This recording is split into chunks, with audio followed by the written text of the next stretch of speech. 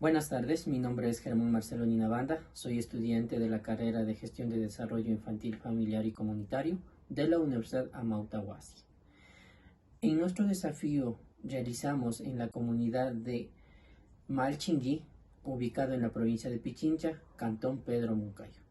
En este desafío estamos incorporados de 6 estudiantes, donde nosotros recabamos información sobre las prácticas de crianza ancestral de una sabia, María Emperatriz Nicorante, que nos compartió sobre cómo criaban a los niños desde hace mucho más antes, entre medicinas ancestrales, comidas naturales y los valores de educación que ellos compartían a lo largo de toda su vida. En este desafío también en la comunidad, es una de las comunidades que tiene variedad de identidad cultural, como costumbres, tradiciones,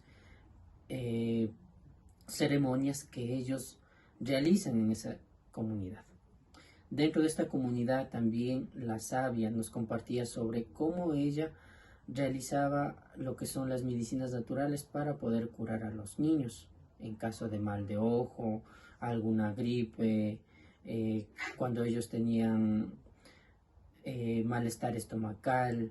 Entonces son conocimientos que nos han compartido y que me llevo eso como estudiante dentro de mí, porque me ha gustado esa comunidad, cómo ellos han sabido criar a los niños, cómo les criaban a los niños en esas épocas.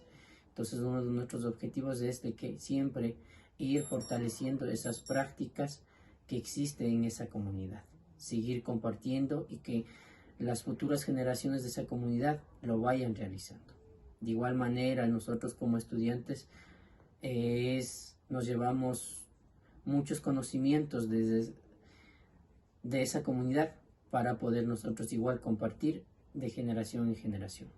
En conclusión, es una comunidad que nos arraiga muchos conocimientos, prácticas, costumbres de distinto, y también, más que todo, ellos valoran lo que es la identidad cultural y sus costumbres ancestrales.